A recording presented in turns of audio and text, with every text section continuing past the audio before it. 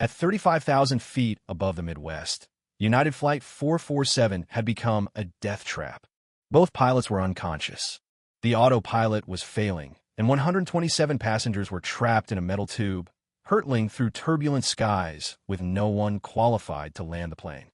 No one except a woman in seat 14C, who everyone assumed was just another passenger heading home from trip. What they didn't know was that Sarah Mitchell had once landed fighter jets on aircraft carriers in the middle of storms. But that was before her military career ended in disgrace. Before she became just another face in the crowd. Now, with lives hanging in the balance, she would have to choose between staying invisible or revealing a past she'd spent 5 years trying to forget. Before we jump back in, tell us where you're tuning in from. And if this story touches you, make sure you're subscribed because tomorrow I've saved something extra special for you. Sarah Mitchell adjusted her window shade for the third time as United Flight 447 cruised smoothly at 35,000 feet. The December afternoon sun streamed through the small, oval window, casting geometric shadows across her worn paperback novel. To her fellow passengers, she looked like any other traveler returning from a week in Chicago, tired, slightly rumpled, eager to get home to Seattle. Her jeans were faded, her navy sweater unremarkable, and her dark hair was pulled back in a simple ponytail that revealed nothing of the woman she used to be. But old habits died hard. While other passengers dozed, watched movies, or scrolled through their phones, Sarah found herself unconsciously monitoring the aircraft's behavior. The subtle vibration changes as they hit pockets of turbulence, the barely perceptible shift in engine pitch during routine adjustments, the way the cabin pressure felt against her eardrums during minor altitude changes. These were details that meant nothing to civilian passengers but spoke volumes to someone who had once trusted her life to similar aircraft systems.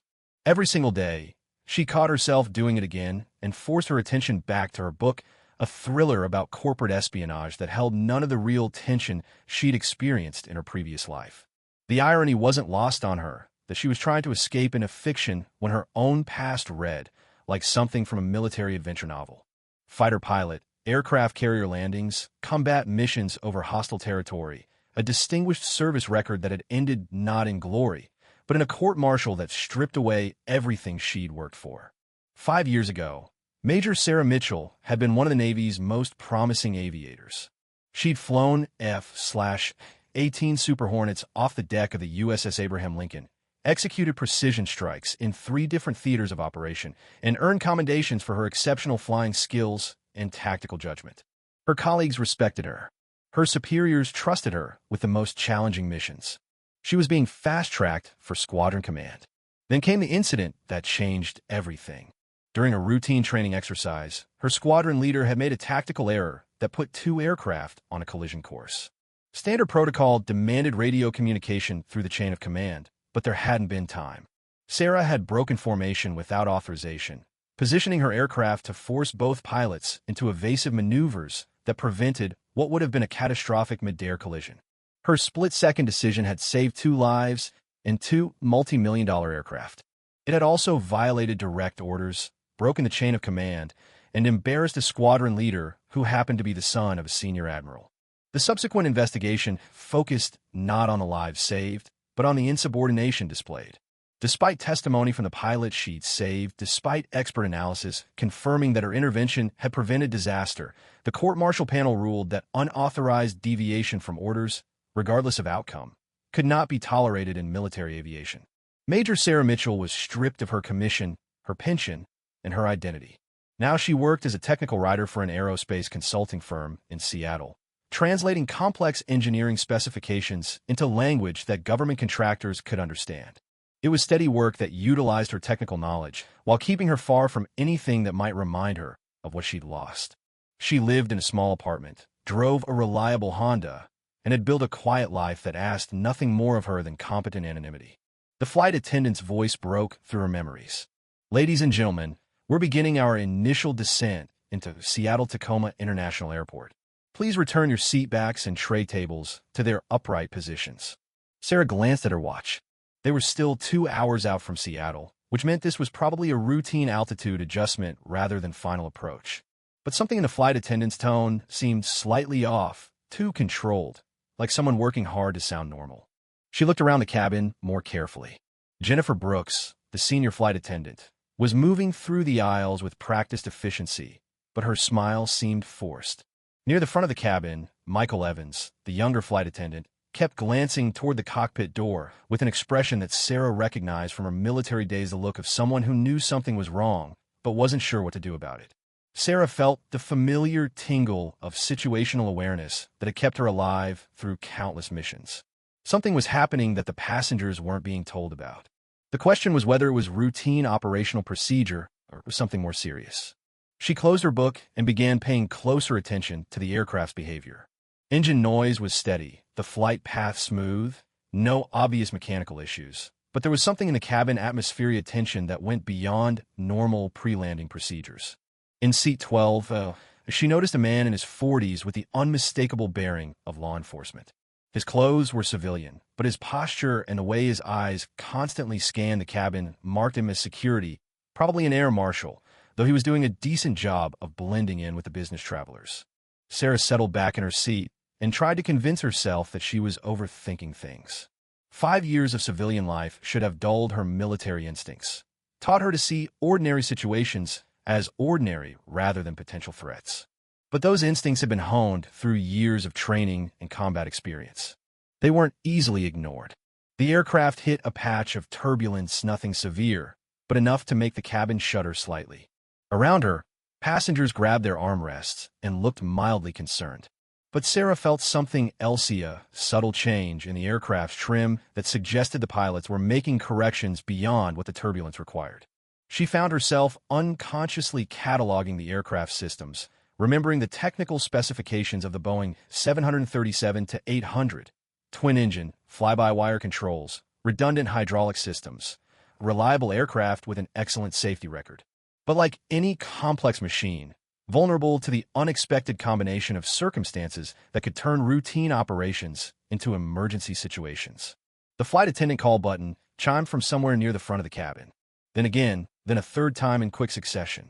Sarah watched Jennifer Brooks' face as she moved toward the sound and saw the professional mask slip for just an instant, long enough to reveal genuine concern. That's when Sarah knew that whatever was happening, it was more than routine turbulence or schedule adjustments. Something was wrong in the cockpit of Flight 447, and she was probably the only passenger on board with the experience to understand what that might mean. She kept her expression neutral and her body language relaxed. But inside, the instincts that had made her one of the Navy's finest pilots were awakening from 5 years of dormancy. Whether she wanted it or not, whether she was ready for it or not, Sarah Mitchell was about to be reminded that some skills never completely fade away.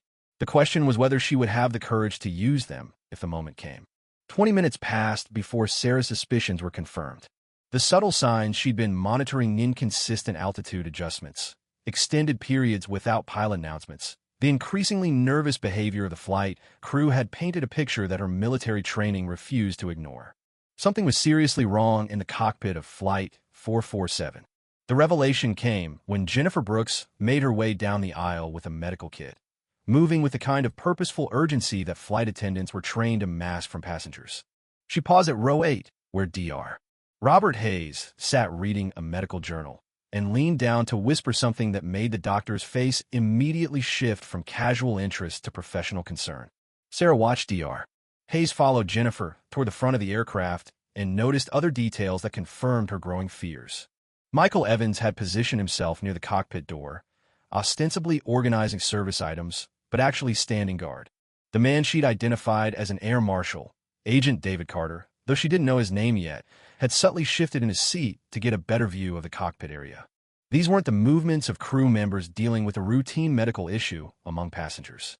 This was the coordinated response of people managing a crisis they couldn't announce without causing panic among 127 people trapped in a metal tube 7 miles above the Midwest. Sarah's mind automatically began running through possibilities: medical emergency involving the flight crew, mechanical failure requiring pilot attention, security threat that demanded discreet handling. But the combination of a doctor being summoned and the air marshal's alertness suggested something specific: a medical crisis affecting the people responsible for flying the plane. Her military training had taught her to gather intelligence before acting, so she waited and watched. 5 minutes later, Dr.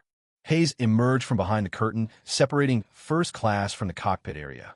His expression was grim as he spoke quietly with Jennifer Brooks. Their conversation was too distant for passengers to overhear, but their body language spoke volumes to anyone trained to read such signals. The Air Marshal had noticed the same thing Sarah had.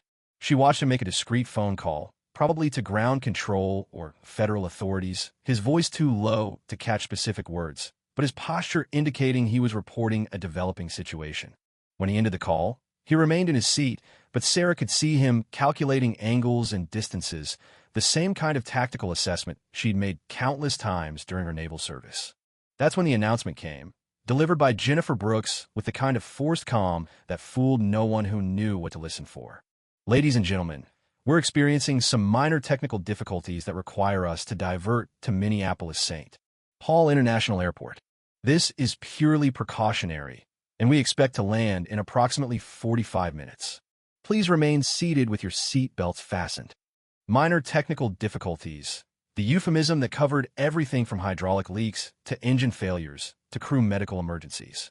Sarah had heard similar announcements during her military career, and she knew that minor often meant potentially catastrophic in aviation terminology. Around her, passengers responded with the usual mixture of annoyance and mild concern. Misconnections, delayed meetings, inconvenience rather than fear. They trusted that the crew would handle whatever was happening, just as they trusted that the engines would keep running and the wings would stay attached. That trust was usually well-founded. But Sarah knew that aviation safety depended on having qualified personnel ready to manage situations when trust wasn't enough. The aircraft began a gradual descent, and Sarah felt the slight pressure change that indicated they were losing altitude faster than normal approach procedures required an emergency descent profile, not the kind used for routine schedule changes or minor mechanical issues. This was the flight path of an aircraft that needed to get on the ground as quickly as safely possible. Her training kicked in automatically. She began cataloging emergency procedures for the Boeing 737-800, reviewing systems redundancies and failure modes that she'd studied during her transition from military to civilian aircraft. The 737 was a robust platform with multiple backup systems, but it still required human pilots to manage those systems during emergencies. If something had happened to Captain James Wilson and First Officer Emily Clark, the thought sent a chill through her that had nothing to do with the aircraft's air conditioning. Sarah had faced enemy fire, equipment failures, and weather conditions that would ground most civilian flights. But she'd always faced those challenges as part of a team, with backup aircraft nearby and emergency procedures specifically designed for military operations.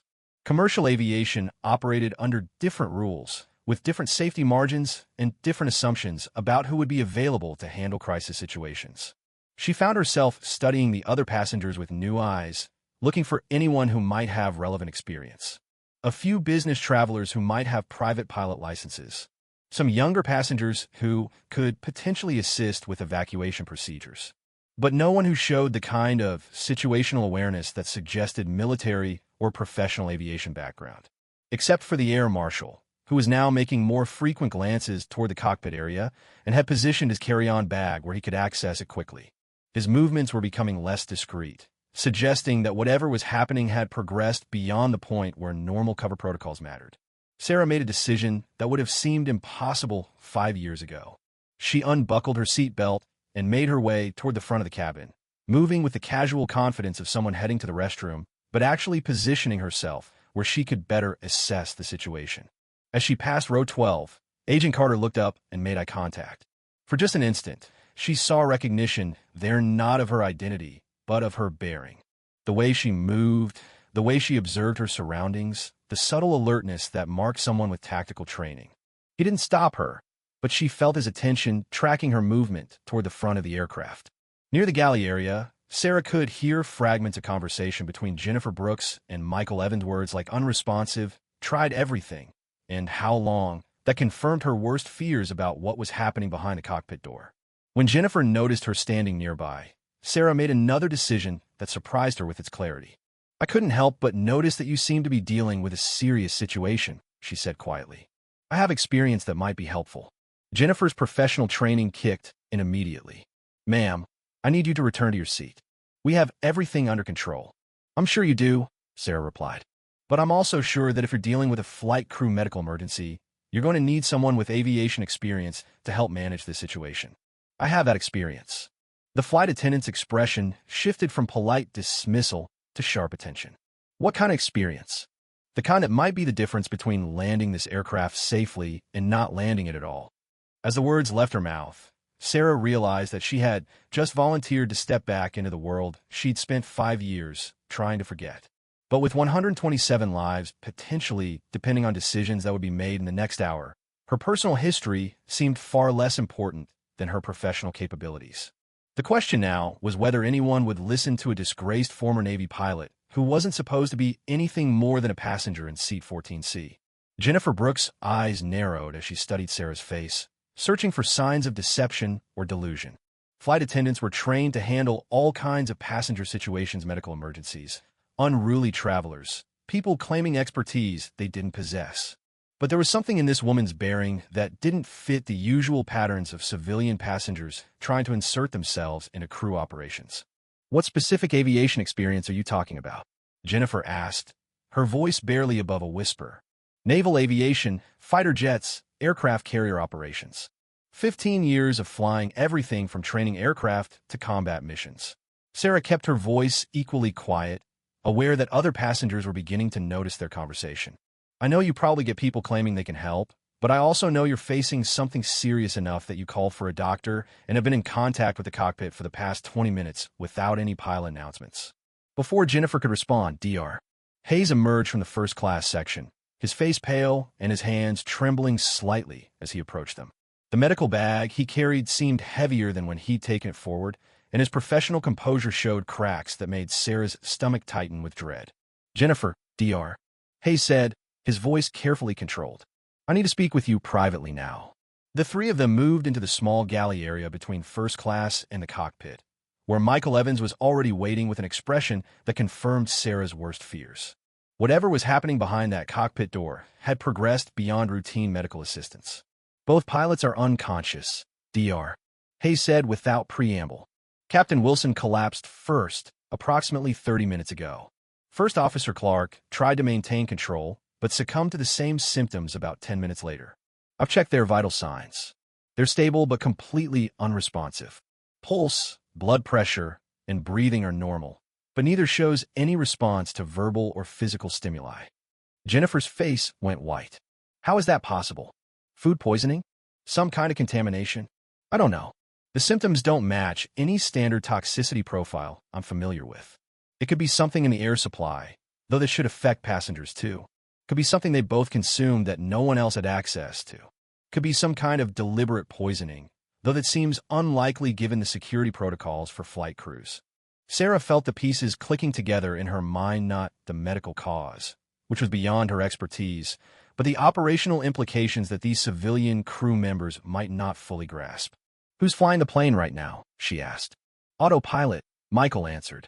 The aircraft is still following its program flight path, but autopilot isn't designed to handle emergencies, weather changes, or landing procedures, Sarah finished. It's a temporary solution, not a permanent one. How long before you need active pilot control? Dr. Hayes looked confused by the question, but Jennifer understood immediately.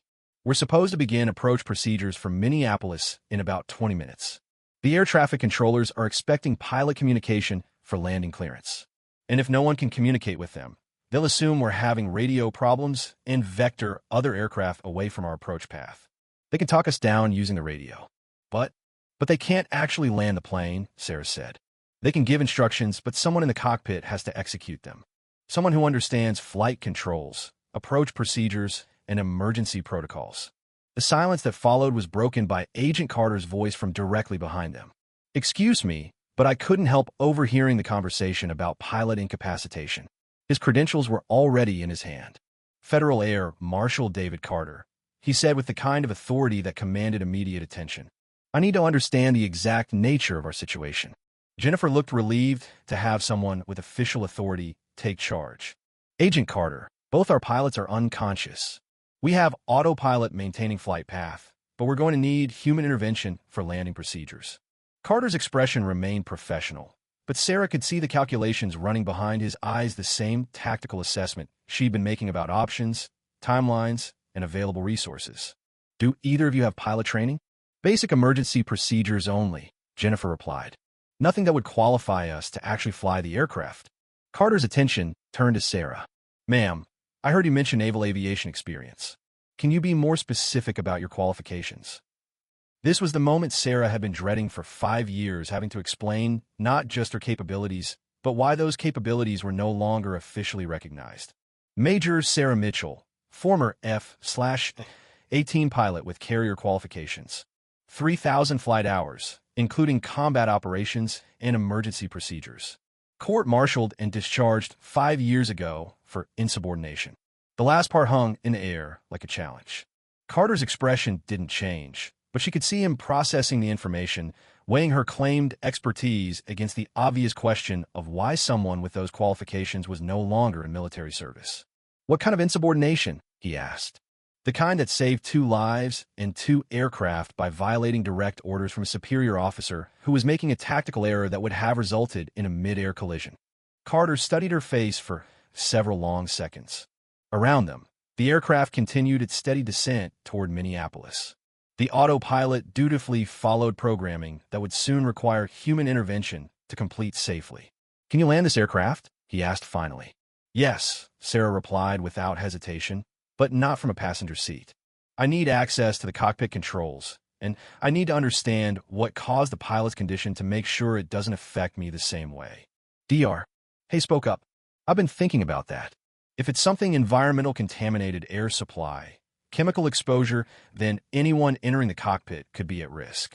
But if it's something they ingested or some other vector that doesn't affect the cockpit environment, then the aircraft systems should be safe to operate. Sarah countered. The question is whether we're willing to take that risk.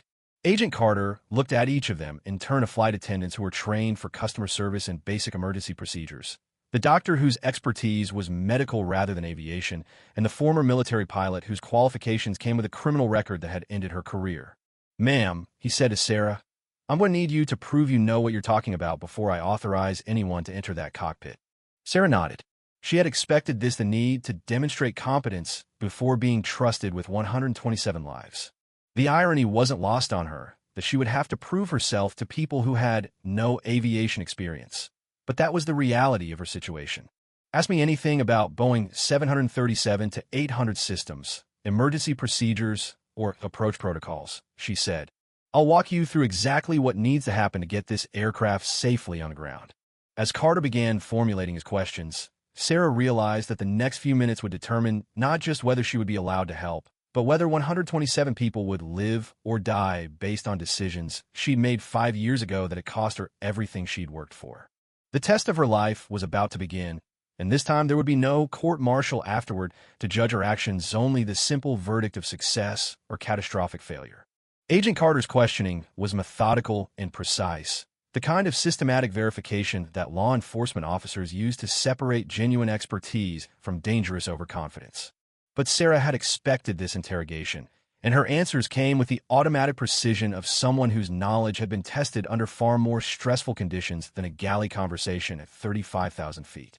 Boeing 737-800 approach speed, Carter asked. Depends on weight and conditions, but typically 130 to 150 knots. Lower with full flaps, higher in crosswind conditions. Emergency descent procedure. Reduce power. Deploy speed brakes, if available. Maintain maximum descent rate within structural limits. Monitor cabin pressure. Prepare for rapid altitude loss. Communicate with ATC about emergency status. Landing gear deployment sequence. Main gear first. Nose gear second.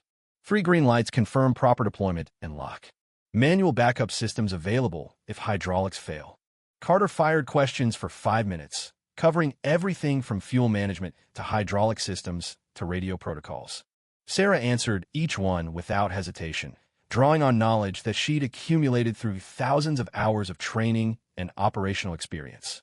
More importantly, she explained not just the procedures, but the reasoning behind them, the kind of deep understanding that came from actually flying aircraft rather than just reading about them. Dr. Hayes watched the exchange with growing amazement. You really do know what you're talking about. She does, Carter agreed, his skepticism gradually giving way to professional respect. But knowing procedures and actually executing them under pressure are different things. Ma'am, when was your last time actually flying an aircraft? 5 years, 2 months, and 16 days ago, Sarah replied. The precision of her answer revealed how much that final flight had meant to her. But flying skills don't disappear like riding a bicycle. The muscle memory, the situational awareness, the decision-making process theory, all still there. Before Carter could respond, the aircraft's intercom crackled to life with an announcement that made everyone in the galley freeze. But instead of the confident voice of Captain Wilson or First Officer Clark, they heard the strained tones of Michael Evans speaking from the cockpit. Ladies and gentlemen, this is your flight crew. We're experiencing some technical difficulties that require immediate attention. Please remain seated with your seat belts fastened. Flight attendants, prepare for possible emergency procedures. The transmission ended with the click of the intercom being turned off, followed by Michael's voice calling urgently from the cockpit. Jennifer, I need help up here now. Jennifer rushed toward the cockpit with Dr. Hayes close behind, leaving Sarah and Carter standing in the galley as the reality of their situation crystallized around them. Whatever had happened to the pilots, the crisis was accelerating beyond the point where it could be managed quietly. Carter made a decision that would have been unthinkable under normal circumstances. Ma'am, I'm going to need you to assess that cockpit situation. If you can really do what you claim, then you might be our only option. They moved toward the front of the aircraft, where Jennifer was trying to manage a situation that was spiraling beyond her training. Through the open cockpit door, Sarah could see Captain Wilson slumped forward in his seat, his headset hanging loose around his neck. First Officer Clark was unconscious in the right seat, her body held upright only by her shoulder harness. But it was Michael Evans who commanded immediate attention. The young flight attendant was sitting in the jump seat behind the pilots, his face pale and his hands shaking as he stared at the array of instruments and controls that suddenly represented the difference between life and death for everyone aboard Flight 447. I don't know what to do, he said as Jennifer approached. The radio keeps making noises, and there are lights flashing on the panel. The autopilot is still working, but they told me we need to start talking to the controllers about landing. And I don't know how to use any of this equipment. Dr. Hayes was already examining both pilots, checking their vital signs and looking for any clues about what had caused their simultaneous collapse. Same symptoms as before, he reported. Stable vitals, but completely unresponsive. It's like they're in some kind of coma. Sarah stepped into the cockpit doorway and immediately felt the familiar environment of an aircraft flight deck surround her. The Boeing 737 cockpit was different from the F divided by a -18s she'd flown, but the fundamental principles were the same: attitude indicators, engine instruments, navigation displays, radio controls. After 5 years of civilian life, being surrounded by flight controls felt like coming home. Michael, she said quietly, I need you to move to the passenger cabin. I'm going to take over here. The flight attendant looked up at her with desperate relief. Do you know how to fly this plane? Yes, I do. Agent Carter appeared behind her. Ma'am, are you absolutely certain about this? Once you touch those controls, you're responsible for 127 lives. Sarah looked at the unconscious pilots, then at the instrument panel, where warning lights were beginning to flash as the autopilot systems struggled to maintain flight parameters without human supervision. The aircraft was still flying, but that situation was becoming increasingly unstable as they approached the complex airspace around Minneapolis-St. Paul International Airport. Agent Carter, she said, settling into the captain's seat. I've been responsible for lives before. The question isn't whether I can do this. It's whether anyone else on this aircraft can. She began scanning the instrument panel, familiarizing herself with the specific layout and systems of the 737 to 800. Engine instruments showed normal operation. Fuel levels were adequate for approach and landing. Navigation systems were functioning properly. The autopilot was maintaining altitude and heading, but she could see indicators suggesting that air traffic control was trying to make contact for approach clearance. Jennifer, she called, I need you to make an announcement to the passengers. Tell them we're experiencing crew medical issues, but that a qualified pilot is now in control of the aircraft. Don't give details, but let them know that everything is being handled professionally. As Jennifer moved to make the announcement, Sarah reached for the radio controls. 5 years of civilian life had ended the moment she'd sat down in the captain's seat. She was no longer Sarah Mitchell, disgraced ex-military pilot, trying to blend into the background of ordinary life. She was Major Mitchell again, aviator and officer, responsible for bringing her aircraft and crew home safely. The radio crackled with the voice of Minneapolis Approach Control. United 447, Minneapolis Approach. You're approaching our airspace. Request confirmation of pilot status and landing intentions. Sarah keyed the microphone, and when she spoke, her voice carried the calm authority of someone who had made similar transmissions under far more dangerous circumstances. Minneapolis Approach, United 447. This is emergency pilot in command. Original flight crew is incapacitated. I'm a qualified military aviator assuming aircraft control, requesting priority landing clearance and emergency services standing by. The silence that followed her transmission seemed to stretch forever. Then Minneapolis Approach responded with the kind of professional calm that marked experienced controllers dealing with situations they'd trained for but hoped never to encounter. United 447, Minneapolis Approach copies emergency pilot status. We're clearing runway 30L for your approach. Emergency services are being notified. What is your flight experience level? Minneapolis Approach, I'm military trained with carrier operations experience. I can handle the approach, but I'll need some assistance with 737 specific systems that differ from my usual aircraft. Roger, 447. We'll have Boeing technical advisors standing by to assist with any systems questions. Begin descent to flight level 200 and maintain current heading. As Sarah began implementing the controller's instructions, she realized that the hardest part of her ordeal was just beginning. Getting the aircraft safely on the ground would require not just her flying skills, but the cooperation of people who had every reason to doubt her qualifications and the ability to manage a crisis that had already exceeded everyone's training and experience. The Boeing 737's flight controls felt foreign beneath Sarah's hands after 5 years away from military aviation, but the fundamental principles of flight remained unchanged. She made small adjustments to the autopilot settings, beginning the descent that Minneapolis Approach had requested, while simultaneously familiarizing herself with the aircraft's specific systems and limitations. Behind her, Dr.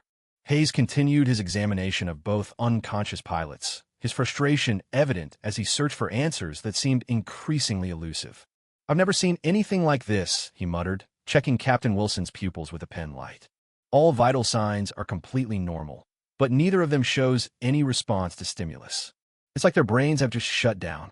Agent Carter had positioned himself where he could monitor both the cockpit operations and the passenger cabin. His law enforcement training was evident in the way he constantly assessed potential threats and security concerns. Doctor, is there any chance this could be some kind of intentional poisoning? Something that could have been introduced deliberately? Possible, but unlikely, Dr. Hayes replied.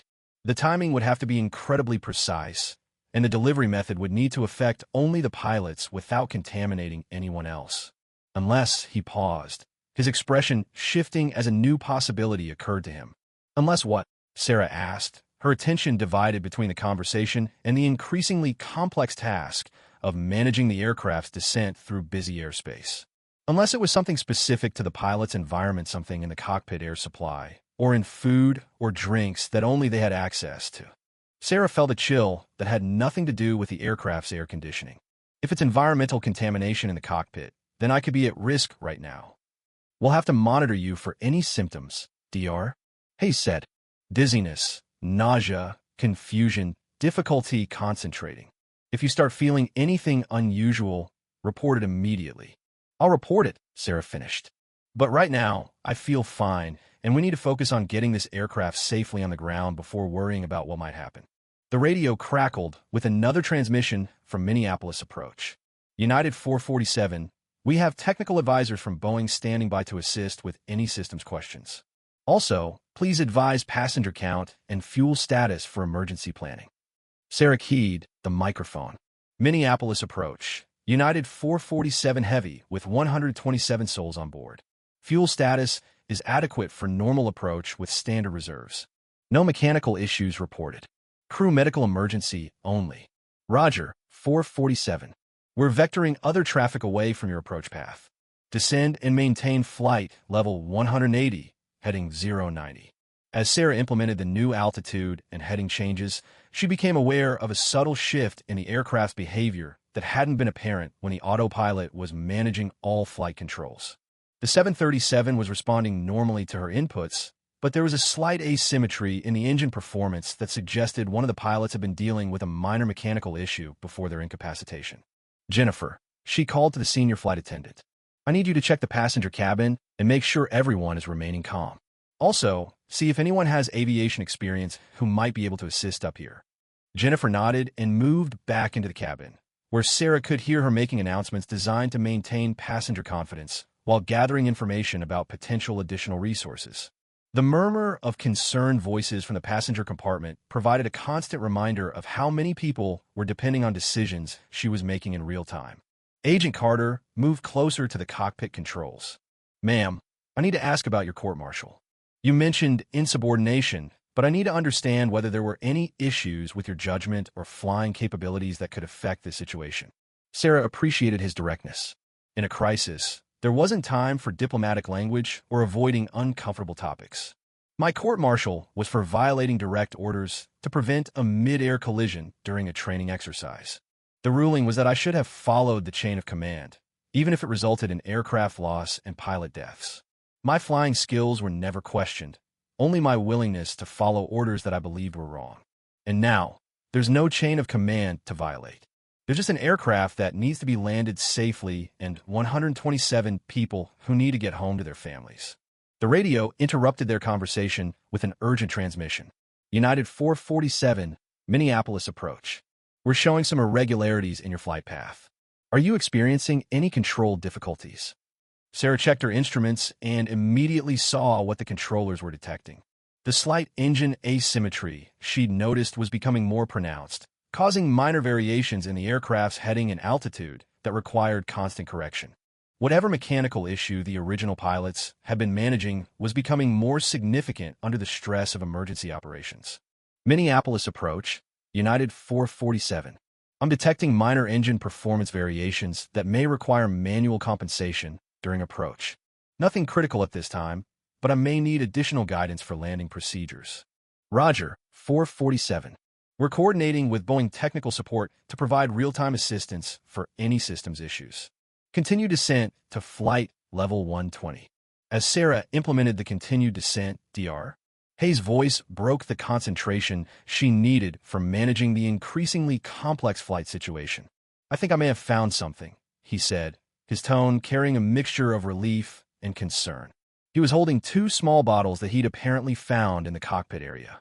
Coffee thermos bottles, both still warm. Captain Wilson's and First Officer Clark's names are written on them. Agent Carter immediately understood the implications. If something was introduced into their coffee, that would explain the selective targeting and the timing of their incapacitation. But it would also mean, Dr. Hayes continued, that whatever affected them is probably out of their systems by now. The question is whether they'll regain consciousness naturally or whether the damage is permanent. Sarah felt the weight of responsibility settling even more heavily on her shoulders. If the pilots were going to remain unconscious for the duration of the flight, then she would be solely responsible for bringing Flight 447 safely to the ground. No backup, no second chances, no opportunity to transfer control to someone more qualified. The aircraft shuddered slightly as they passed through a layer of turbulence, and Sarah made the minute adjustments necessary to maintain stable flight. But she also noticed something that made her stomach tighten with concern. Her hands were beginning to show the first signs of tremor that came from stress and the realization that she was operating far outside any safety net. Preparing and narrating this story took us a lot of time. So, if you are enjoying it, subscribe to our channel. It means a lot to us. Now back to the story. Minneapolis approach, Sarah transmitted. United 447 requesting priority handling for approach and landing. I'm managing minor systems issues that may complicate normal procedures. United 447, Minneapolis approach copies. You're cleared for straighten approach to runway 30L. Emergency services are standing by. We'll stay with you all the way to the ground. As the Minnesota landscape became visible through the cockpit windows, Sarah realized that the next 20 minutes would test everything she'd learned during 15 years of military aviation. But this time, the stakes weren't just her own life or career. They were the lives of 127 people who had trusted the system to keep them safe and who now depended entirely on someone the system had rejected 5 years ago. The irony wasn't lost on her that she was about to attempt the most important landing of her career using skills that officially didn't exist, in an aircraft she wasn't certified to fly, for people who had no idea that their lives depended on someone who had been court-martialed for the very kind of independent judgment that might be their only hope for survival. As Flight 447 descended through 12,000 feet, the reality of Sarah's situation crystallized with uncomfortable clarity. She was flying an aircraft she'd never been trained on, managing systems she'd only read about in technical manuals, while dealing with mechanical issues that were becoming more pronounced with each passing minute. The engine asymmetry that had started as a minor annoyance was now requiring constant correction, and she could see warning indicators beginning to illuminate on the engine management display. "Dr. Hayes," she called without taking her eyes off the instruments. "Any change in the pilot's condition?" "Nothing," he replied, his frustration evident. "I've tried everything I can think, ophthalmia capsules, pain stimulation, even cold water. They're breathing normally, their hearts are strong, but it's like they're in some kind of deep coma." Agent Carter had been monitoring radio transmissions between Minneapolis Approach and other aircraft in the area, and his expression grew increasingly grim as he listened to the coordination efforts taking place around their emergency. "Ma'am, they're treating this as a potential terrorism incident. FBI is being notified, hazmat teams are being deployed, and they're considering the possibility that this aircraft might be carrying some kind of chemical or biological weapon." "Which means," Sarah replied, making another small correction to compensate for the engine problem, "that even if we land safely, we're going to be treated as a potential threat rather than victims of whatever happened here." The thought added another layer of complexity to an already overwhelming situation. Not only did she need to successfully land the aircraft, but she would then have to convince federal authorities that she wasn't part of whatever plot had incapacitated the original pilots. Her military background and court-martial record would undoubtedly be scrutinized, and her decision to take control of the aircraft could easily be interpreted as suspicious rather than heroic. Jennifer Brooks returned from the passenger cabin with information that provided both relief and additional concern. "I found 2 passengers with private pilot licenses," she reported. "A retired airline pilot named Richard Thompson, who's been out of service for 8 years, and a flight instructor named Laura Bennett, who teaches in small aircraft." "Bring them up here," Sarah said immediately. "I can use all the help I can get." Richard Thompson arrived first, a distinguished man in his 70s whose bearings still carried the confidence of someone who had spent decades in commercial aviation. But when he saw the cockpit situation to unconscious pilots, warning lights flashing, and Sarah managing increasingly complex systems, his expression shifted from curiosity to alarm. "Miss," he said carefully, "I don't know what your qualifications are, but this is a very sophisticated aircraft with systems that require specific training to operate safely." "Mr. Thompson," Sarah replied, "I'm a former Navy pilot with 15 years of military aviation experience. I've flown everything from training aircraft to F/18 Super Hornets in combat conditions. I appreciate your concern, but right now I need assistance, not a lecture about my qualifications." Thompson studied her technique as she made adjustments to the flight controls, his experienced eye evaluating her competence in real time. After several minutes of observation, his skepticism began to give way to professional respect. "You do know what you're doing," he admitted. "Your scan patterns are textbook, your control inputs are smooth, and you're managing that engine problem better than some commercial pilots I've worked with. What kind of training did you have on 737 systems?"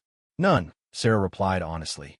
"I'm flying this aircraft based on general aviation principles and what I can figure out from the instrument displays. That's why I need your help. You know these systems better than I do." Laura Bennett joined them in the crowded cockpit area and immediately began assisting with systems monitoring and checklist procedures. Her flight instructor background made her naturally suited to supporting rather than challenging Sarah's authority, and her knowledge of civilian aviation procedures filled gaps that Sarah's military training hadn't covered. "The engine warning lights are getting more persistent," Laura observed, pointing to the right engine display. "We may be looking at a degraded engine situation for landing." "Can this aircraft land safely on one engine?" Sarah asked. "Yes," Richard Thompson answered, "but it requires specific procedures and much more precise speed and power management. The approach will be steeper, the touchdown will be harder, and there's much less margin for error. As if to emphasize his point, the right engine's warning indicators suddenly shifted from amber to red, and an automated voice filled the cockpit. Engine failure. Engine failure. Right engine. Sarah's training kicked in immediately. She adjusted power settings, compensated for the sudden loss of thrust, and maintained aircraft control while the automated systems cycled through emergency procedures. But she could feel the aircraft's behavior change dramatically heavier, less responsive, requiring constant attention to prevent drift or altitude loss. Minneapolis approach, United 447, she transmitted, her voice remarkably calm given the circumstances. We've just experienced right engine failure, declaring emergency and requesting immediate vectors for single-engine approach. United 447, Minneapolis approach, copies engine failure. You're cleared for immediate approach to runway 30L. Emergency services are standing by. Do you require assistance with single-engine procedures? Affirmative, Minneapolis approach.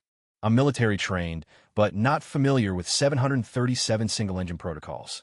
Agent Carter watched the interchange with growing amazement. The woman who had boarded the aircraft as an anonymous passenger was now managing a multi-system emergency with the kind of professional competence he associated with highly trained pilots. Her military bearing was unmistakable to calm decision-making, the precise communications, the ability to prioritize critical tasks while managing multiple simultaneous problems. "Ma'am," he said quietly, "I owe you an apology. When you first claimed to be qualified for this, I thought you might be overestimating your abilities. I was wrong." "Agent Carter," Sarah replied while adjusting trim settings to compensate for the engine loss. "You were doing your job. In your position, I would have been just as skeptical. But right now, I need you to help me manage the passenger situation. People are going to notice the engine failure, and they're going to be scared." Richard Thompson had taken over monitoring the engine displays and was calling out critical information that Sarah needed for the single-engine approach. Fuel flow is stable on the left engine.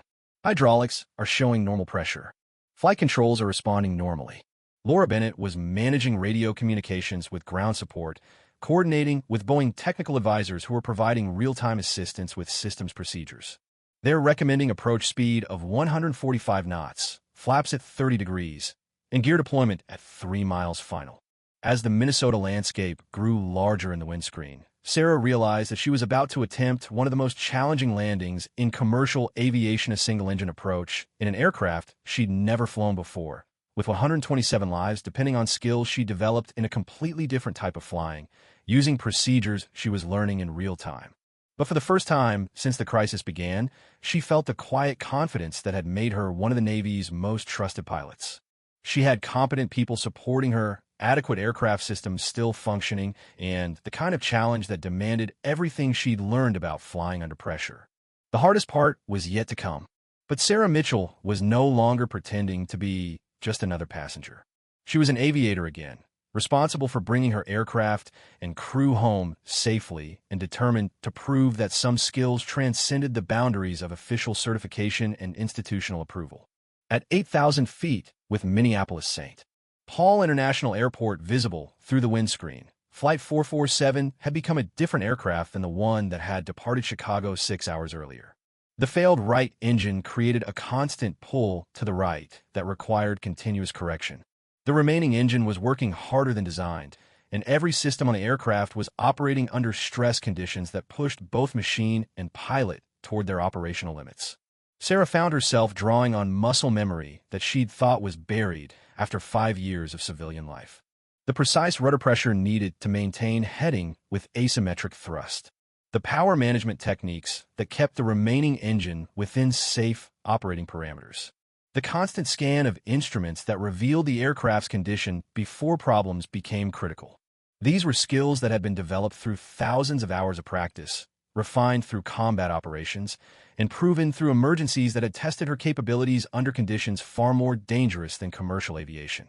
But this was also different from military flying in ways that created new challenges.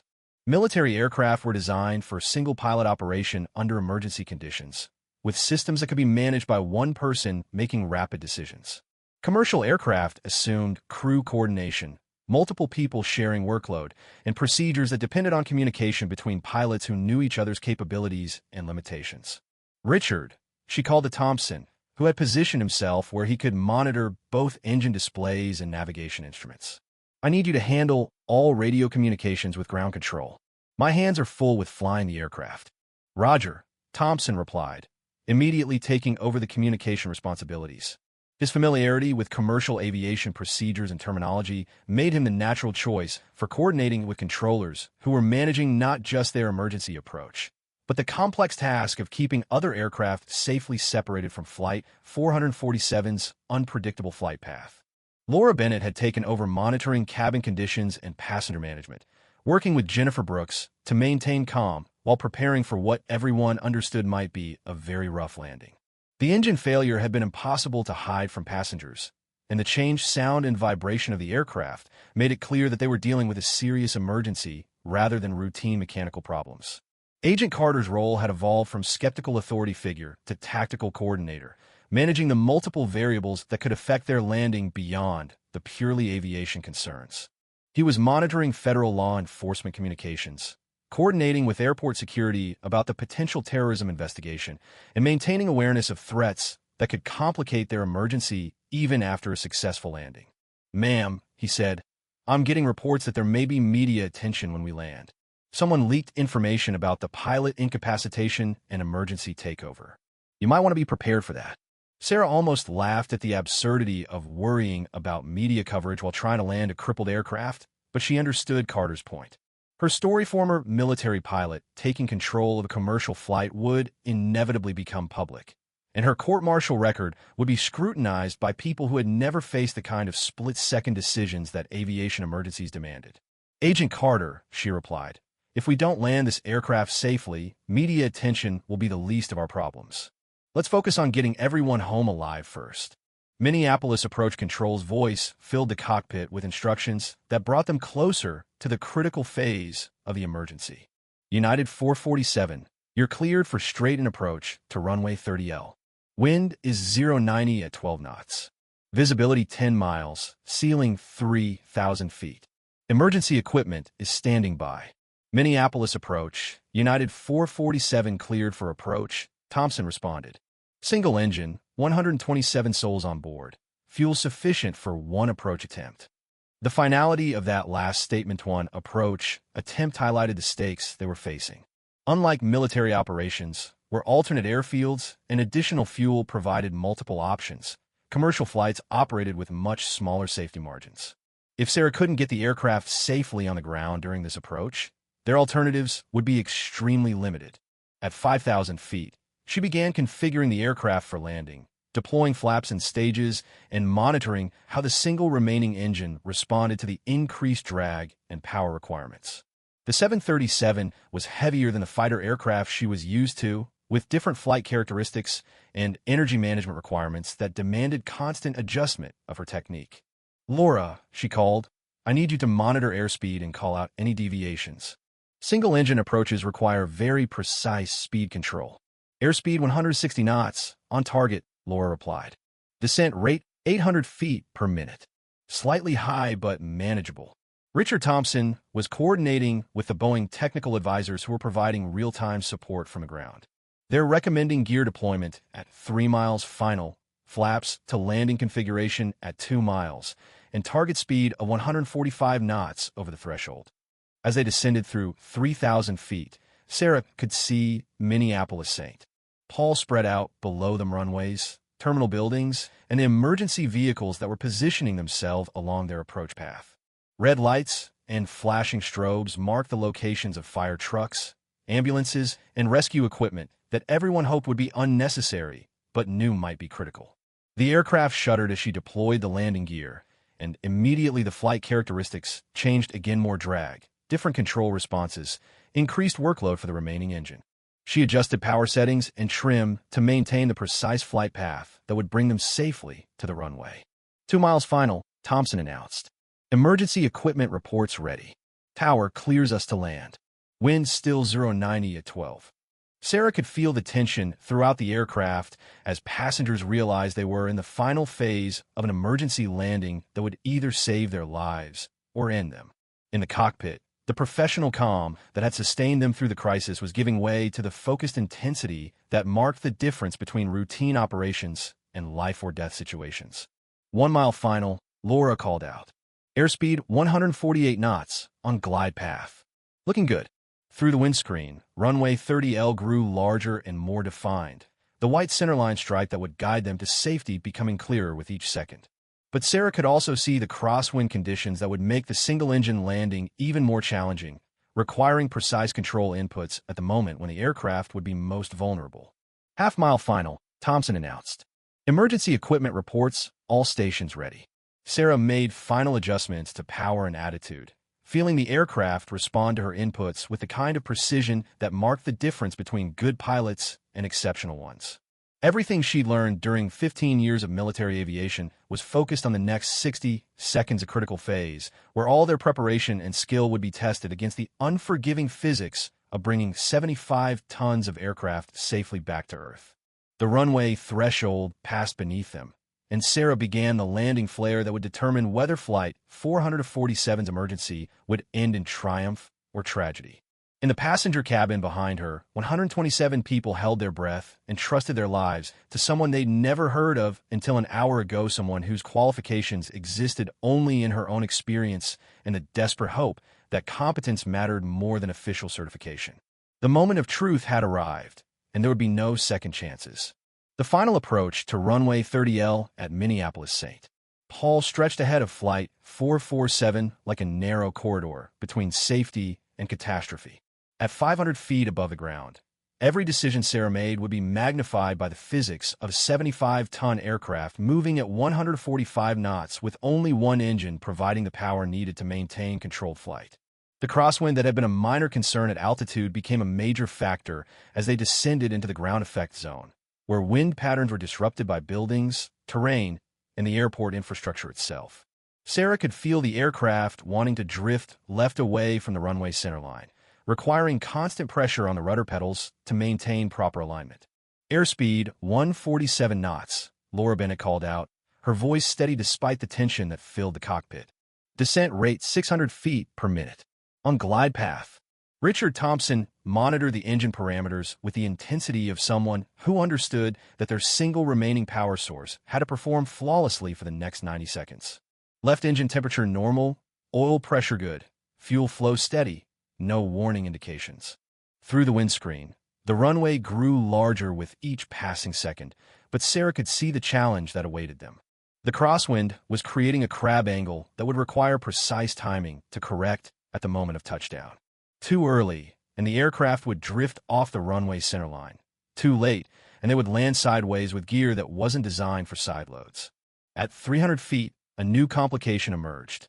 The wind shifted suddenly, probably due to thermal effects from the airport's heated buildings, and the aircraft lurched to the right. Sarah corrected immediately, but the sudden control input caused the remaining engine to surge slightly, creating a momentary increase in power that pushed them above the desired glide path. High on approach, Thompson called out, recognizing the deviation before the instruments could display it. Rate of descent insufficient. Sarah reduced power slightly, but the single-engine configuration meant that any power reduction had immediate and dramatic effects on the aircraft performance. Too much reduction, and they would fall below the glide path with insufficient power to recover.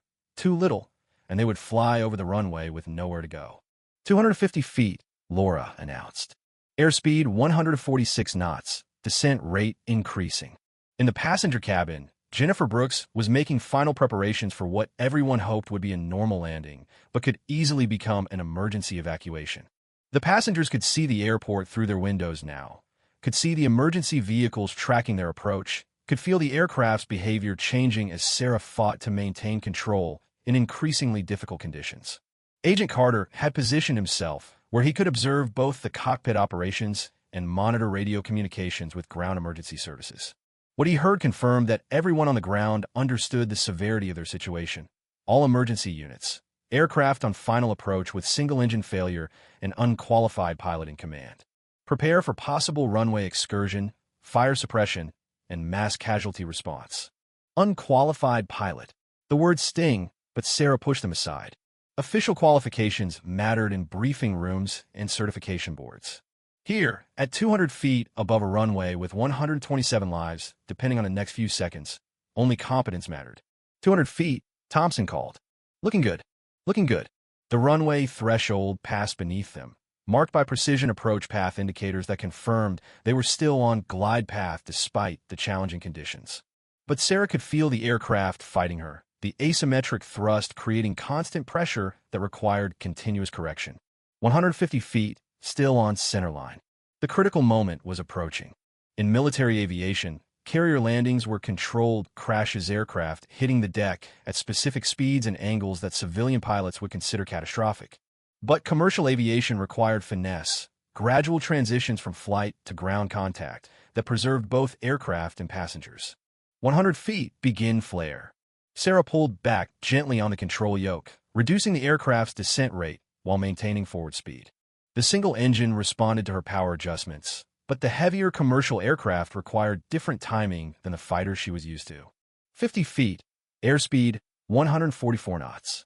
The runway filled the windscreen now, white centerline stripes and distance markers providing visual references for the final few seconds of controlled flight. But the crosswind made one final attempt to complicate their landing, pushing the aircraft left just as they entered ground effect. 30 feet, drifting left. Sarah corrected with right rudder pressure, aligning the aircraft with the runway centerline, while simultaneously managing the power and attitude changes needed for touchdown. This was the moment that separated competent pilots from exceptional ones, the ability to coordinate multiple control inputs while processing rapidly changing conditions. 20 feet, centerline good. The main landing gear was seconds from contact with the runway surface. Around them, the cockpit filled with the controlled tension of people who understood that the next few seconds would determine whether months of investigation would focus on heroic emergency procedures or catastrophic failure. 10 feet, power coming back. Sarah reduced power for the final time, feeling the aircraft settle toward the runway with the kind of controlled descent that marked the difference between landing and crashing. The crosswind tried one last time to push them off course, but her rudder corrections kept them aligned with the centerline. 5 feet, looking good. Dr. Hayes, who had been monitoring the unconscious pilots throughout the approach, suddenly called out with urgency that cut through the focused atmosphere of the final landing phase. Captain Wilson is showing signs of consciousness. His eyes are opening. The timing could not have been worse. At the critical moment, when Sarah needed absolute concentration for touchdown, the original pilot was beginning to regain awareness. If he tried to take control of the aircraft at this moment, the result would almost certainly be catastrophic. Richard, Sarah called without taking her eyes off the runway approach. Restrain Captain Wilson if necessary. I have control until we're safely on the ground. Contact, Laura announced as the main gear touched the runway surface with a firm but controlled impact that sent vibrations through the aircraft structure. The nose gear settled a second later, and Flight 447 was finally back on solid ground after an emergency that had tested everyone involved beyond their training and experience. But even as the aircraft rolled down the runway, with emergency vehicles racing alongside, Sarah knew that the hardest part of her ordeal was just beginning. Landing the aircraft had been a test of her flying skills. Now she would have to face the investigation, the media attention, and the questions about whether someone with her background should have been trusted with 127 lives in the first place. The Boeing 737's tires gripped the runway surface with the satisfying sound of control contact, but Sarah knew that landing was only the beginning of the aircraft's return to safety. With only one engine operational and emergency vehicles racing alongside their rollout, she still needed to bring 75 tons of aircraft to a complete stop without losing directional control or creating new hazards for the 127 people who had just survived an emergency that could have ended very differently. Thrust reversers deployed, Richard Thompson called out, monitoring the engine controls as Sarah activated the systems that would help slow their ground speed. Left engine responding normally. No warning indications. The aircraft decelerated steadily, but the single-engine configuration created an asymmetric braking situation that required constant correction to maintain centerline tracking. Sarah applied wheel brakes carefully, feeling the aircraft respond to her inputs while monitoring speed and distance to ensure they would stop well before the end of the 10,000-foot runway. 80 knots, Laura Bennett announced, reading the airspeed indicator as it wound down through normal taxi speeds. 70 knots, 60 knots. Excellent rollout. Captain James Wilson was indeed regaining consciousness in the right seat, his eyes open but unfocused as he struggled to understand his surroundings. Dr. Hayes was monitoring his condition while preventing him from interfering with the landing rollout procedures that required Sarah's complete attention. Captain Wilson, Dr. Hayes said calmly. This is Dr. Hayes. You've been unconscious for approximately 90 minutes. We're currently landing at Minneapolis-St. Paul under emergency conditions. Please remain still until we're safely stopped. Wilson's confusion was evident as he tried to process what had happened during his period of unconsciousness. His eyes moved from the unfamiliar woman in the captain's seat to the emergency vehicles visible through the side windows to the instrument displays that showed they were indeed on the ground and decelerating normally. Who's flying the aircraft? He asked weakly. 40 knots, Sarah announced, focusing on the final phase of the landing rollout. Braking action good. Emergency equipment is maintaining escort position. At 20 knots, she turned off the main runway onto a taxiway where emergency personnel could access the aircraft without interfering with normal airport operations. The moment the aircraft came to a complete stop, the cockpit filled with radio transmissions from multiple agencies wanting immediate information about the crew condition, passenger status, and security situation. Minneapolis ground, United 447 is stopped safely on taxiway Charlie, Richard Thompson transmitted. Single engine shutdown. Both original pilots incapacitated. Emergency pilot performed successful landing. Request emergency services approach for crew evaluation. Captain Wilson was becoming more alert, and his professional instincts were beginning to reassert themselves despite his confusion about recent events. Ma'am, he said to Sarah, I need to understand who you are and under what authority you are operating this aircraft. Agent Carter stepped forward with his credentials already displayed. Captain Wilson, I'm Federal Air Marshal David Carter. This is Sarah Mitchell, former Navy pilot who assumed control of your aircraft when you and First Officer Clark became incapacitated. She just executed a single-engine emergency landing that saved everyone aboard. The weight of that statement settled over the cockpit as Wilson began to comprehend the magnitude of what had occurred during his unconsciousness. Emergency landing, single-engine, unqualified civilian pilot. The combination should have been a recipe for disaster. Yet they were sitting safely on the ground with apparently no injuries or aircraft damage. Former Navy pilot? Wilson asked, his voice still weak, but carrying professional curiosity. F/18 Super Hornets, Sarah replied, finally allowing herself to relax slightly as emergency personnel began approaching the aircraft. 15 years of military aviation, including carrier operations and combat missions. Court-martialed 5 years ago for insubordination. Wilson studied her face, then looked at the instrument displays that told the story of their approach and landing engine failure warnings, single-engine configuration settings, emergency frequencies selected on the radios. Every indication confirmed that she had indeed managed a complex emergency situation with apparent competence. The engine failure, he said. When did that occur? About 15 minutes ago, Richard Thompson answered. Right engine went from warning indications to complete failure during our approach phase. She handled it like she'd been flying 737s for years.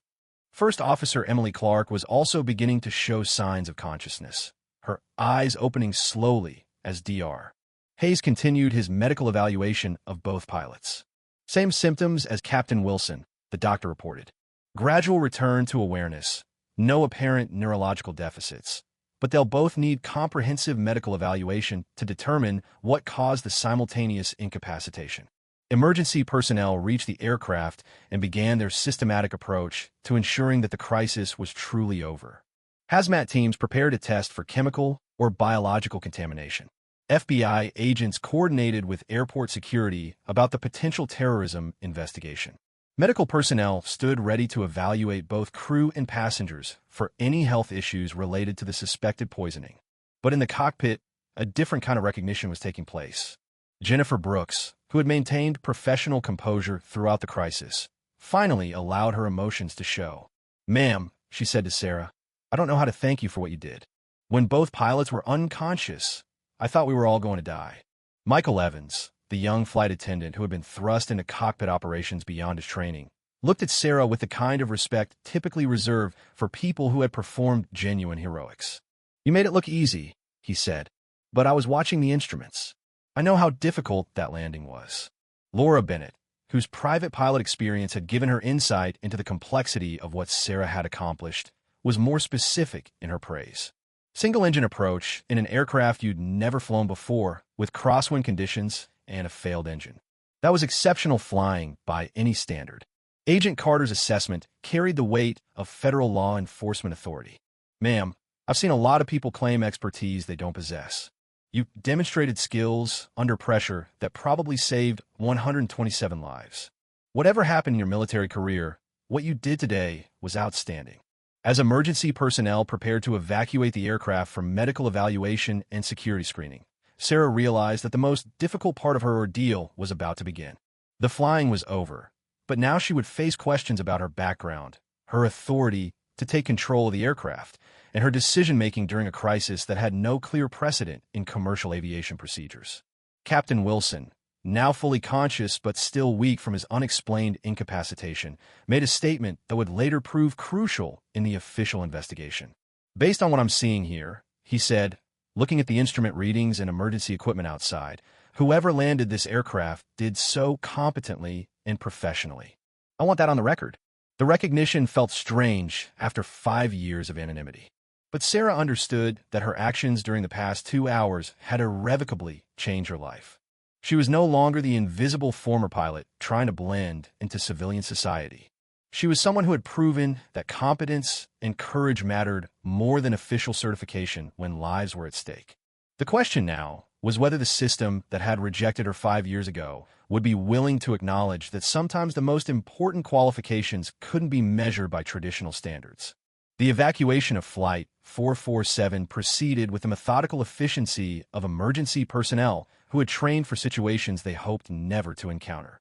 Passengers were escorted to a secure terminal area where FBI agents, medical personnel, and airline representatives waited to begin the complex process of determining what had happened during the flight and whether any ongoing threats existed.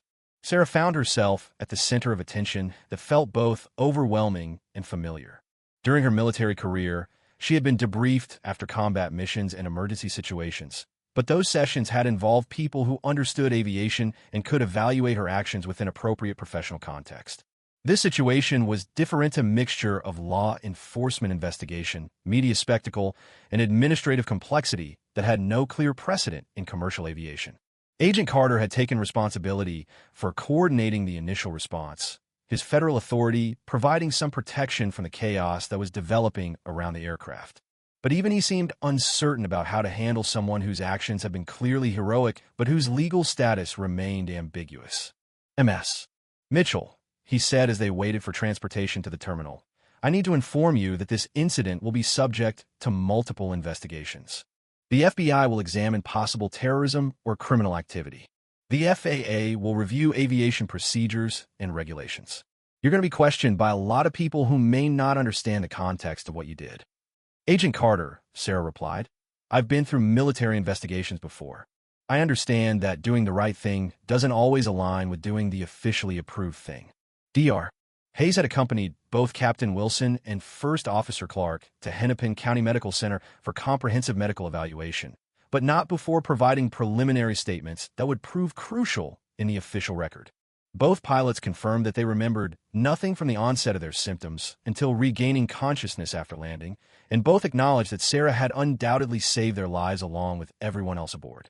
Richard Thompson and Laura Bennett, the civilian pilots who had assisted during the emergency, were being interviewed separately by FAA investigators who were trying to understand the technical aspects of the single-engine approach and landing. Their testimony would be important in establishing that Sarah's actions had been competent and appropriate rather than reckless endangerment. The media attention began before they even reached the terminal building. News helicopters circled overhead, television crews waited at every entrance, and social media was already spreading preliminary accounts of the mystery pilot who had taken control of a commercial flight. The story had all the elements that guaranteed national coverage: terrorism fears, aviation drama, and a protagonist whose background would be endlessly analyzed and debated. Jennifer Brooks found Sarah during the initial processing procedures and made a statement that would later be quoted in every major news story about the incident. She saved all our lives, the senior flight attendant said. When both pilots were unconscious and we were facing an emergency landing with engine failure, She stepped up and did what no one else could do. I don't care what her official status is. She's a hero. The airline's response was more complicated. United executives were grateful that their aircraft and passengers had been saved, but they were also concerned about liability issues and regulatory compliance. Having an uncertified civilian take control of a commercial flight, regardless of the outcome, created precedent questions that could affect industry procedures for years to come. Ms. Mitchell, said Captain Elizabeth Harper, United's chief pilot who had flown to Minneapolis to personally assess the situation. I've reviewed the preliminary flight data, and your performance was exceptional. But I need to understand how this situation developed and what protocol should be in place to handle similar emergencies in the future. The conversation was interrupted by the arrival of Rear Admiral Linda Carter, who had driven from the Pentagon when news of the incident reached Naval Aviation Command. Her presence added an unexpected military dimension to what was already a complex situation. Major Mitchell, the Admiral said, using Sarah's former rank rather than her civilian name, I've been briefed on what happened here today. Your actions reflect well on your naval aviation training and your personal character. The use of her military rank by a senior officer felt surreal after 5 years of civilian life, but it also provided official recognition that her skills and judgment had been validated under the most demanding circumstances possible. Admiral Carter, Sarah replied, I appreciate your support, but I'm no longer Major Mitchell. I'm just someone who happened to have relevant experience when it was needed. Major, the Admiral said firmly, what you did today proves that military training and judgment don't disappear because of administrative decisions made by people who never faced the kind of choices you made 5 years ago. The Navy is reviewing your case in light of recent events. The statement sent ripples through the growing crowd of officials, investigators, and media representatives who were monitoring every conversation. The possibility that Sarah's court-martial might be reconsidered added another layer of complexity to a story that was already capturing national attention. Agent Carter's phone had been ringing constantly with calls from federal agencies, congressional offices, and aviation authorities who wanted briefings on the incident. But the call that surprised everyone came from the White House, where the president's national security staff was monitoring what they initially thought might be a terrorism incident, but had evolved into something very different. The president wants to be briefed on this situation, Carter announced after ending his latest call. Not just the security aspects, but the human interest story of someone whose military service ended in court-martial, but who used those same skills to save 127 civilian lives. As they finally entered the terminal building, Sarah could see the crowd of reporters, family members, and officials who were waiting for what would inevitably become a media circus. Her attempt to live anonymously in civilian society had ended the moment she'd stepped into the cockpit of Flight 447. Dr. Robert Hayes, the passenger whose medical expertise had been crucial during the crisis, approached her with news that added another dimension to their ordeal. The preliminary tests on the pilot's coffee thermoses show traces of a sedative compound that's not commercially available. This was definitely intentional poisoning, which means someone deliberately tried to incapacitate the flight crew. The revelation that they had faced a genuine criminal attack, rather than accidental food, poisoning, or medical emergency, changed the entire context of Sarah's actions. She hadn't just handled a routine emergency. She had thwarted what appeared to be a deliberate attempt to cause a catastrophic aviation accident. As federal agents began coordinating what was now officially a criminal investigation, Sarah realized that her story was far from over. The successful landing had been just the beginning of a process that would examine not only what had happened aboard Flight 447, but fundamental questions about how society recognized and utilized expertise that didn't fit traditional institutional boundaries. The woman who had boarded the flight as an anonymous passenger was about to become the center of a national conversation about heroism, authority, and the value of people who prepared themselves for challenges they hoped never to face. The FBI's investigation into Flight 447 unfolded with the systematic thoroughness that federal law enforcement brought to cases involving potential terrorism and aviation security. Within 48 hours, agents had identified the source of the sedative compound found in the pilot's coffee thermoses, traced its procurement to a disgruntled former airline employee, and established a timeline that revealed how close the attack had come to succeeding. James Carter, a former United maintenance technician who had been terminated 6 months earlier for falsifying safety records, had gained access to the crew preparation area at Chicago O'Hare through stolen credentials. His plan had been simple and devastatingly incapacitate both pilots during the flight's most critical phase, creating a catastrophic accident that would be blamed on mechanical failure rather than sabotage. He couldn't have known that a former military pilot would be aboard. Agent Carter explained during one of many briefings that followed the incident. His plan assumed that unconscious pilots would mean an uncontrollable aircraft. MS. Mitchell was the variable he didn't account for. The criminal investigation provided crucial context for evaluating Sarah's actions, but the regulatory and administrative reviews were more complex.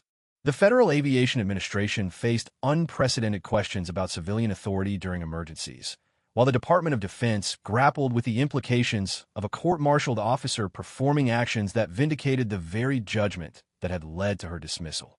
Captain Elizabeth Harper, United's chief pilot, had conducted her own technical review of the flight data recordings, and her findings were unequivocal. MS. Mitchell executed a textbook single-engine approach under conditions that would challenge any commercial pilot, she reported to FAA investigators. Her decision-making was sound, her technique was precise, and her crew coordination was exemplary. From a purely aviation standpoint, this was exceptional flying. The media coverage had evolved from initial sensationalism about mystery pilot saves flight to deeper examination of institutional failures that had allowed someone with Sarah's capabilities to be dismissed from military service for actions that most observers now viewed as heroic. Military veterans, aviation professionals, and editorial writers across the political spectrum began questioning whether the court-martial system had prioritized institutional authority over practical judgment. Admiral Linda Carter had indeed initiated a formal review of Sarah's case, appointing a panel of senior officers to examine whether her original court-martial had been justified. Given the life-saving nature of her unauthorized actions, the parallels between her military insubordination and her civilian heroics were impossible to ignore. In both cases, she had violated authority to prevent loss of life. The question, Admiral Carter explained to a congressional subcommittee that had called hearings on the incident, is whether our military justice system should punish officers for making decisions that save lives, even when those decisions violate direct orders. Major Mitchell's actions 5 years ago prevented a training accident that would have killed 2 pilots.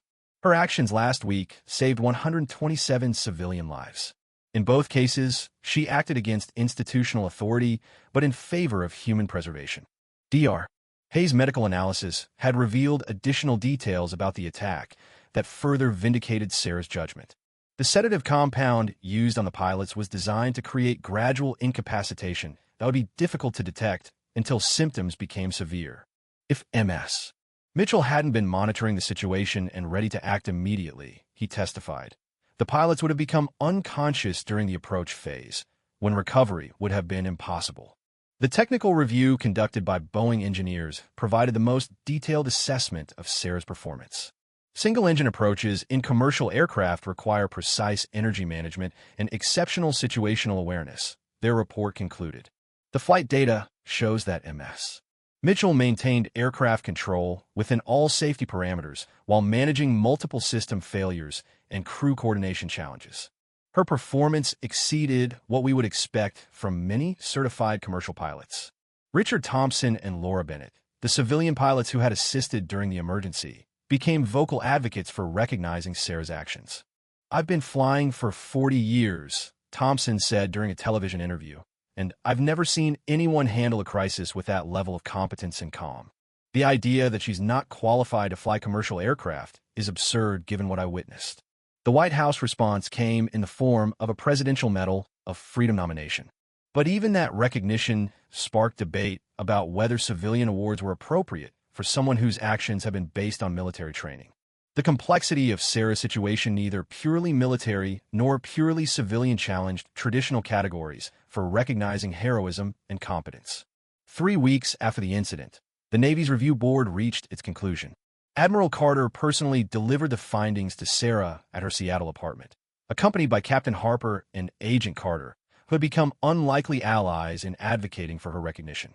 Major Mitchell, Admiral Carter began, using the rank that had been restored by the review board's decision, the panel has concluded that your original court-martial was based on an incomplete understanding of the tactical situation you faced. Your actions prevented a training accident that would have resulted in the loss of 2 aircraft and 2 pilots. The court-martial conviction is hereby overturned. Your rank is restored, and you are offered the opportunity to return to active duty with full honors.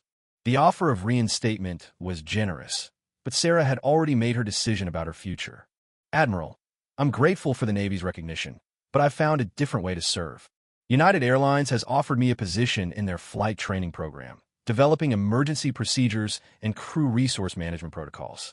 I want to use what I've learned to help prepare other pilots for the unexpected.